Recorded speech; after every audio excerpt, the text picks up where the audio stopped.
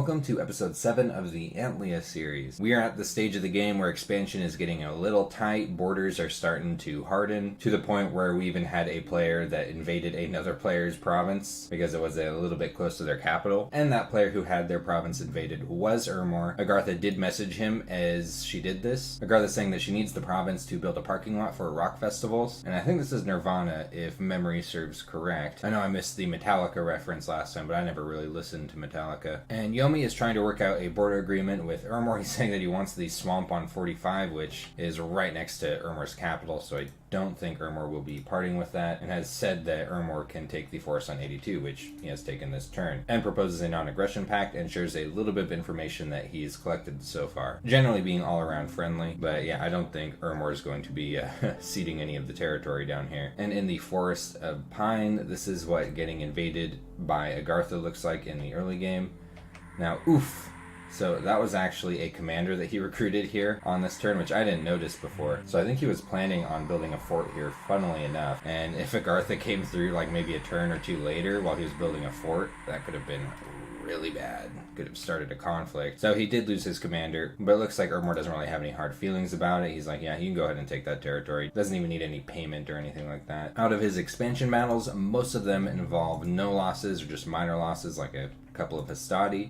This one is a little bit different, and I actually think I mentioned this in the last turn that I didn't really like this script because against cavalry it left his archbishop a little bit in the open, and I believe that's probably what happened here, is that there weren't enough equite to block these units from getting around and getting to his archbishop. Though honestly, I thought it was going to be cavalry that did his archbishop in. It ended up being the most basic form of militia that saved the land of Phrygia from Ermorian rule. And he lost everything in his battle. Neither of his equite were able to retreat successfully. So a pretty big bummer here actually, almost 250 gold worth of units, which means there's also a very good chance he might be losing out on this territory as well, as it will be several turns before he has a chance to project power in here, and he does have to wade through a big pile of bone tribe to do so. And this move right here surprises me. He sees these militia and heavy infantry and then these Amazons and Pegasus riders right here. Like if I was in this position and I saw a Crystal Sorceress province and I didn't have any like scout over here, so I didn't know if there's like someone sitting right here, I would be like, bam, want those communicating air mages, and definitely building a fort here too. But he might also be thinking that this is a little bit close to his capital, so he could send out another party to get to it soon. And he's just trying to get his equite party over to the west to do some expansion over here while there's still a bunch of gray flags. And in Vokan, the common folk held a big festival, market, some kind of thing like that. The details aren't important. The important thing is, bam, 255 gold, which he's putting to work. He's actually opting to build a palisades here.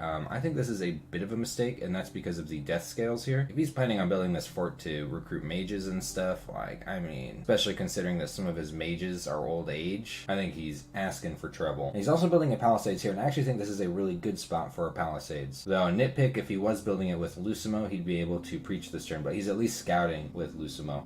Not much has happened on Cadis's turn other than a couple of events, both of which are magic gem finds. He dug around in the verdant greenery and the prime of the season, whatever prime of the season is. Found 4 death gems and 3 nature gems. Very Cadisian, those finds. And he did buy mercenaries and is putting them to work against a Ghouls and Soulless province, which is a little bit spooky. Sometimes there are nasty mages sitting on provinces like this with lots of undead, but the archer should be a pretty strong pick against this type of unit. And he's still slugging his way down toward this barbarian province. He'll have 12 archers waiting here by the time he gets here, and is finally moving on to this Crystal Sorceress province. Another thing I've been stressed out about, kind of like Ermor not moving on to this one. It's like, please take this before whoever the heck is over here. I mean, we know that there isn't anyone over here at the moment, but he doesn't have any scouting over here. Crystal Sorceress provinces are just so important to pretty much every single nation, and even nations where you don't need the Air Astro Mage, which honestly I think are not very common, you still need to deny them from people who benefit from having them. And Agartha's had a fairly eventful turn. Yomi is sharing some information with her, calling her an ally, and is talking about a potential attack on Ermor, which is pretty brave actually. Ermor is super muscular in the early game with the bless that he has. And Shababa is inquiring into Fomoria's bless, though Agartha hasn't contacted Fomoria yet in any way. We already know about this battle here where Agartha took Ermor's province, but now we have this expansion battle where she's using a troglodyte lord with a full black steel plate way up on the front line, which is just awesome. Let's see how much damage it's able to do. These vine men are immune to mind blasting, and oof, they put this thing right to sleep almost immediately. So these things are a little bit dangerous. And these blowpipers aren't helping with their fatigue damage. Woodsman blowpipe provinces are something that you do have to respect. You got to be a little bit careful with them. As you can see, a lot of these Vinemen are getting around to the Mind Blasters, but the Troglodyte Lord is running over everything. And oof, if you saw, they were using this melee life drain attack on those Vinemen when they came up, which was helping them recover any hit points that they had lost. But yeah, this looked pretty messy, and in some senses it was. But in the end, it did work against a province that otherwise would have been really challenging for Agartha to take. I think this Troglodyte Lord made a big difference with all of these kills. Did lose a Great Olm, so you could imagine that this might have been pretty devastating if this Troglodyte Lord wasn't sitting here running over all of these Vinemen. And some bad guys were sitting around scouting out the PD in Asia, and they were like, heh, we're tougher than these guys. Let's just take this province. Yes, we will defend Asia in the name of Cave Lord Rock and stuff. And oh, damn. PD, this is just one PD here, and it's just not enough to hold this off. And well, you know, at least the heavy, these guys are making a go of it. This brave, nameless soul down here did manage to kill a single one of the villains, but this province is now a bandit's lair. But that's alright, Agartha's got a response to this. Bam! Sending out that second Troglodyte Lord wearing full plate. Gonna run over all of the villains with it. She's expanding into Bayville with her main expansion army, which is really juicy, and she's basically closed off Rasenna as well, which is a farm province with decent income, and is actually taking this party here and going 2 directions with it. She's moving her Troglodyte Lord to solo this province and is attempting to take this province out with the rest of these units, which could end up putting some pressure on Vanheim and Cadiz to expand over into this area. So though Agartha's expansion was a little bit sluggish, she's now, bam, breaking out into a ton of different directions thanks to the help of these Troglodyte Lords. Zinc top. Basalty boys. Jesus. I was hoping to see like Neil Chert or something. I think this is around the time that Neil Peart died when this turn was being taken. Fomoria has received a couple of messages. Cadiz is basically just saying howdy neighbor and is proposing a non-aggression pact. And Yomi is doing something very similar, establishing a non-aggression pact, saying hello, sharing some information, and is asking for some from Fomoria. And Fomoria had a single expansion battle here in the Yellow Mountains against some fairly standard PD. And I guess you can kind of see the effectiveness of javelins in this fight, even against some of these militia did have shields. So lost this expansion, but this is one of the easiest provinces you can run into just straight up. And his prophet now has a heroic ability, heroic endurance, which basically is just reinvigoration, a little bit wasted on him because the holy spells that he has access to are 0 fatigue. Expanding into this province here, which I think is a really good move. He sees that no one is over here and able to expand in this direction and bump him. So for the most part, if Oceania doesn't do anything, he's effectively cutting off these provinces here for himself and is doing something similar and expanding into this area over here. There should be enough javelin throwers. Could be a little bit spooky depending on how many heavy infantry are here, but still a good move as this is the only province that he can expand into on this side of his territory. But this is probably the biggest event of his turn here, and that is he has found a steel ovens at the Yellow Mountains province that he just took. This is a huge deal. This province has a construction bonus. Like the resources are nice, but this is the big one. Say he forges an item that costs 5 gems, it'll instead cost 4 gems. Say he forges something that costs 10 gems, it will instead cost 8 gems, so long as it is constructed on this province right here. So I think he should be getting a fortress up here ASAP, but he's not recruiting a commander here. Instead, he's actually recruiting a commander over here. And I guess maybe he's thinking about building here, even though it's right next to his capital, because of the really high recruitment. See, this province doesn't have very high recruitment points on it, so. And it looks like he is moving out his Fomorian Druid to do some site searching, starting here in Monarch Woods. Vanheim has received a message from Cadiz agreeing to a non-aggression pact, and has had 2 expansion battles. We'll go ahead and check both of them out. This is mostly Van Heerses accompanied by a few Huskarls expanding against not an enormous amount of barbarians, but barbarians can be a little bit spooky. And you'll see glamour instantly popped on these, but they are chased off pretty quickly. He does, however, lose 2 Van Heerses to the barbarians, which sucks. Van Heerses are pricey, valuable units that you only get a limited amount of. And in Valadin, he's come up with basically the same exact composition against a whole bunch of Jaguar tribe. Slings aren't enormously effective against units like this, though they did manage to pop the glamour on one of them. One of them was killed over here, and you'll see Tangle Vines coming out and hitting some of these units. So as you can see, oof. bled to death. Took a couple of Vanheim losses against Jaguar Tribe as well, and found a lot more nature gems than Katis did in his verdant greenery. And he's now combining both of his expansion parties down here onto this Wolf Tribe province, which is a good move. Wolf Tribe are something you do not want to underestimate due to their 6 attacks per square. And he's moving an expansion party out to the south of his capital, I presume, to go over and try to take this farm province over here, though he also has this Bone Tribe as an option to expand up into, and you can see there's a lot of gray flags over here with his scouts. So this little wall of barbarians and cavemen here have actually been a little bit devastating for him because he hasn't been able to get into this nice, ripe, uncaptured territory. Personally, I think moving down into this swamp instead of this farm was a bit of a mistake with this expansion party, but there's also a good chance he wouldn't have been able to take any of these provinces down here if he had done that, and he is electing to build a fortress here. I don't think it's the best spot for a fortress. I would vastly prefer this spot right here because of lizard shamans. At least he'll get Jaguar Tribe here, and he doesn't have easy access to nature. I mean, there is that, but these are just straight up excellent mages. These are things that you could just spam for the rest of the game. And Yomi has received a message from Agartha. Red hot Yomi, but come on. Agartha has said that she's met Urmor, and Urmor has been kind enough to remove the Indies out of one of Agartha's provinces, and says that she's ran into Vanheim and Katis as well. Some lyrics that I don't recognize, though I think this was a line from that Metallica song. And 2 expansion battles, both radically different from each other. So, big pile of goblins entering the cave, and oog boog, like goblins in cave.